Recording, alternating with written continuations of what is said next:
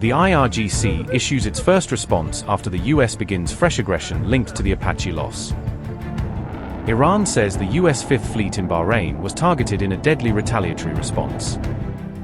The IRGC confirms new clashes as Mujtaba signals that even heavier responses could still be on the way. IRGC statement said, and I quote, "The warmongering US regime, under baseless pretexts, targeted several locations in Jask, Sirik, and Keshem in the early hours of Wednesday morning. A telecommunication mast in Sirik was damaged, and 2 water reservoirs were destroyed. In response to this hostile act by the enemy, naval forces of the IRGC carried out a drone attack at 2:30 a.m. targeting the Fifth Fleet of the naval forces in Bahrain.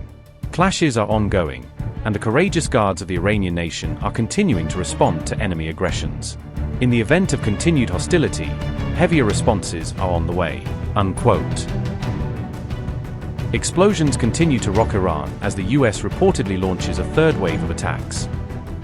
An Axios reporter says the third wave of US airstrikes has now begun.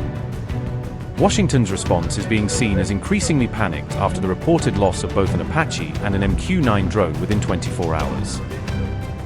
Iran International, citing Iranian media, reported, and I quote, "Several consecutive explosions were heard in the southern Iranian port city of Bandar Abbas. Another explosion in the nearby city of Sirik." Unquote. Trump's so-called self-defense strikes after the Apache loss appear to have faltered almost as soon as they began. Another MQ-9 drone has reportedly been downed by the IRGC in Jam City, in Iran's Bushehr province. On camera, IRGC air defenses appear to intercept an American drone as US battlefield losses mount. Mojtaba appears to begin his revenge campaign as the first missile is launched from Iran amid renewed aggression. Multiple US airstrikes rock Iran as Trump fumes over the reported downing of an Apache near Hormuz. Trump appears to hit back at Mojtaba after the US helicopter loss escalates tensions in the Gulf. Trump confirms retaliatory strikes after Iran is blamed for the first reported Apache hit of the conflict. Donald Trump said, and I quote, "I have just been informed by our great military that last night the Iranians shot down one of our highly sophisticated Apache helicopters while patrolling over the Strait of Hormuz. There were 2 pilots involved. Both are safe and uninjured.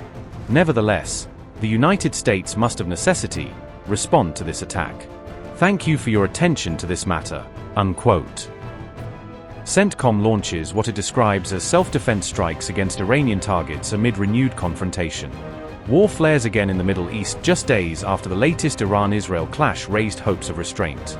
The US targets Iran in what is being framed as a proportional response after containing Israeli pressure. US Central Command said, and I quote, "US Central Command, CENTCOM, forces began launching self-defense strikes against Iran at 5 p.m.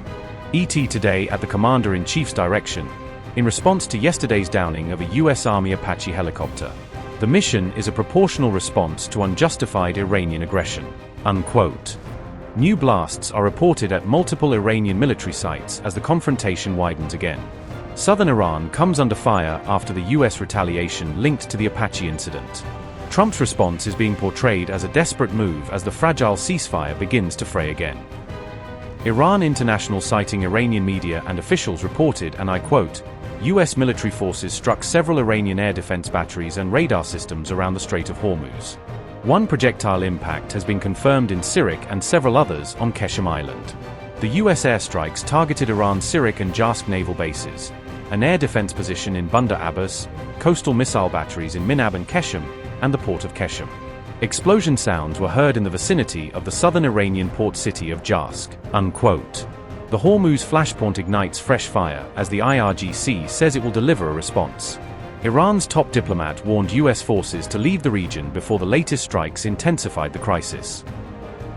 Abbas Araghchi said, and I quote, "Despite its defeats on the battlefield, the US opted to test our determination. Our powerful armed forces will leave no attack or threat unanswered. Leave our region if you want to be safe. History of the Persian Gulf has many chapters on dire fates of intruding outsiders." Unquote.